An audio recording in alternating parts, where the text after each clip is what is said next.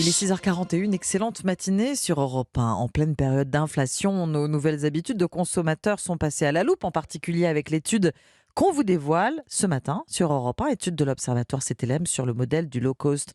Votre invité Alexandre Flavien Neuvy, économiste et directeur de l'Observatoire CTLM. Bonjour Flavien Neuvy. Bonjour. À chacun son low cost. Voilà le thème de votre étude très fouillée, qui ne se limite pas d'ailleurs aux consommateurs français, puisqu'elle a été réalisée dans 15 pays européens. À chacun son low cost, ça veut dire quoi? Que tous les types de consommateurs désormais se retrouvent à un moment ou un autre dans les offres à bas prix. Oui, c'est exactement ça. Dans cette étude, on a essayé de comprendre d'abord quel était le niveau de consommation des produits low cost en Europe, et on voit que c'est un niveau de consommation qui est élevé, qui n'est pas homogène dans tous les pays, mais qui est quand même assez élevé dans l'ensemble des pays, puisque 54% des Européens nous disent consommer régulièrement des produits low cost. Et puis après, on a essayé de comprendre, notamment par niveau de revenu, si cette consommation était homogène ou pas. Alors évidemment, elle n'est pas homogène. Ceux qui ont des revenus les plus élevés ont moins recours au low cost, mais ils y ont recours aussi plutôt par choix, tandis que les gens qui ont les revenus les plus faibles, qui sont plus durement touchés par l'inflation, eux, y ont recours plutôt par contrainte. Mais globalement, c'est vrai que c'est un phénomène qui touche à la fois toutes les catégories sociales, mais également tous les pays d'Europe. Alors effectivement, plus du tout marginal. Je vois qu'en France, 4 consommateurs français sur 10 consomment souvent des produits ou des services low cost. C'est intéressant si on rapporte d'ailleurs ces chiffres, puisqu'on les a, vous les avez chez nos voisins européens. C'est plus de 5 consommateurs sur 10, plus de la moitié en Allemagne qui consomment du low cost, et même plus de 6 sur 10 chez nos voisins britanniques. Oui, c'est ça. Et puis, on pourrait même parler aussi de l'Europe du Sud, c'est-à-dire l'Italie, le Portugal, Oui. l'Espagne, où là aussi on est au-delà des 6 sur 10, avec également la Suède. Et puis après, c'est vrai qu'en Europe centrale, on voit que le low cost est moins développé, notamment en Pologne, par exemple, qui est quand même un grand pays européen avec beaucoup d'habitants.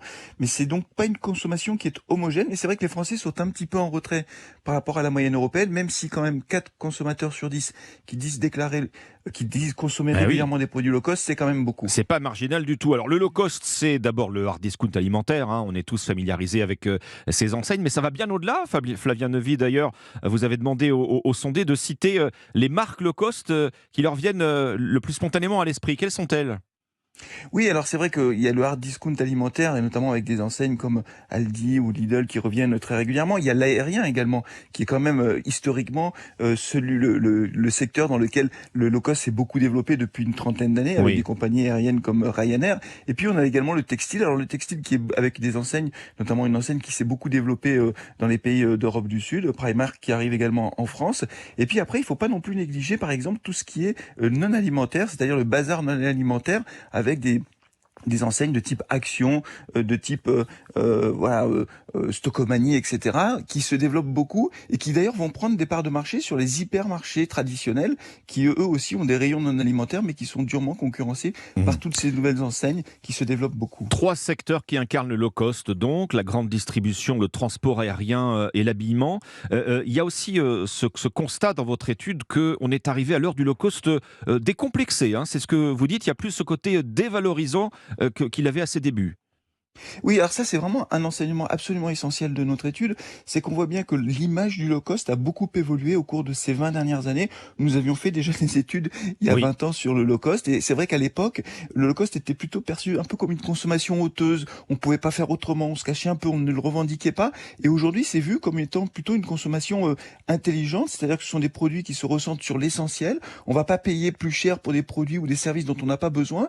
Et c'est vrai que dans ce contexte inflationniste, le low cost revient un peu en grâce, la recherche du prix bas, pas forcément d'ailleurs de la qualité la plus mauvaise, parce que le Mhm. low cost a plutôt une bonne image, mais c'est vu comme étant une consommation plutôt maligne. Donc l'image du low cost a beaucoup évolué au cours de ces 15 dernières années. Ce n'est plus du tout dévalorisant, en tout cas c'est ce que nous disent 75% des Européens qu'on a interrogés. Ce n'est pas dévalorisant d'acheter et de consommer des produits low cost. Alors, il y a beaucoup d'aspects très intéressants dans votre étude très fouillée. Je vois globalement le prix est le premier critère des consommateurs, plutôt pour les services. Quand on parle de low cost, on va aller vers l'énergie, le transport, l'abonnement de téléphonie mobile. À l'inverse, pour les produits, non pas les services, mais les choses qui se gardent, c'est plus souvent la qualité ou la marque qui va compter. On est à la recherche de fiabilité si on parle d'électroménager ou de son automobile, par exemple, Flavien Neuvy.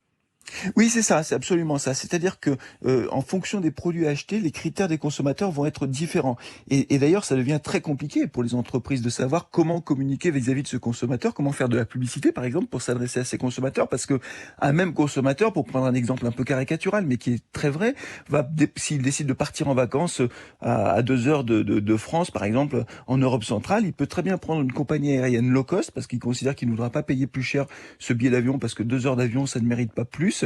Et une fois arrivé sur place, il pourra très bien se payer un hôtel plutôt haut de gamme. Et pourtant, c'est le même consommateur, c'est le même projet des vacances. Il y a à la fois du low cost et du haut de gamme. Et c'est vrai qu'aujourd'hui, c'est très difficile d'adresser les consommateurs parce que de temps en temps, ils vont décider de consommer low cost.